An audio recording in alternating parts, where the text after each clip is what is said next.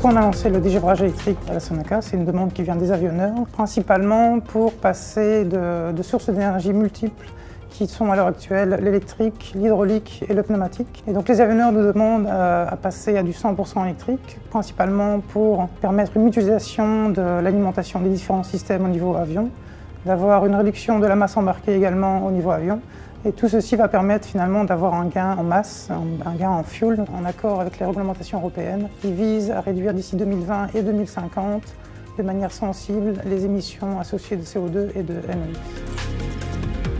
Afin d'améliorer et supporter également ces développements, un partenariat a été fait avec Liebherr depuis plus de 10 ans également, de manière à proposer aux avionneurs une solution de dégivrage électrique complète qui va aller de la puissance électronique qui permet d'alimenter le bord d'attaque jusqu'au bord d'attaque proprement dit et ainsi fournir un package beaucoup plus important aux avionneurs.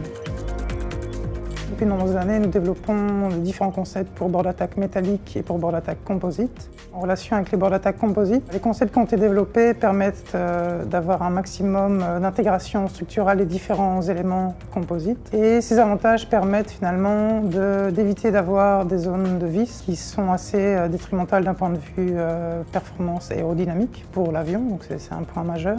Les concepts développés permettent d'avoir un gain en masse qui est de l'ordre de 8% par rapport à une solution existante concurrente et permet également d'avoir un gain en coût de l'ordre de 18%.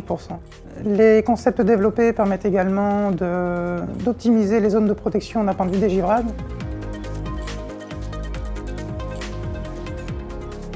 Le dégivrage métallique a pour objectif de réduire la consommation de la protection contre le givre d'environ 20%.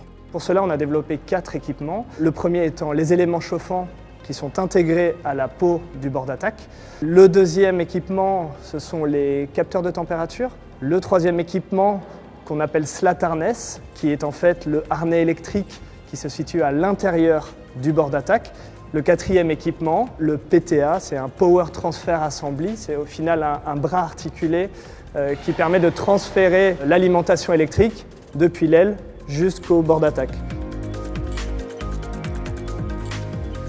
Nous pouvons simuler la performance d'un système de dégivrage qui est intégré à l'intérieur d'une structure de bord d'attaque, qu'elle soit composite ou métallique.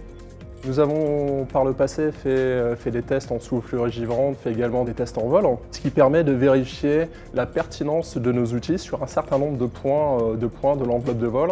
L'intérêt de cette simulation numérique est effectivement de réduire les coûts pour optimiser un système, pour optimiser un bord d'attaque et proposer à nos clients le produit le plus optimisé, le moins cher et le plus léger possible.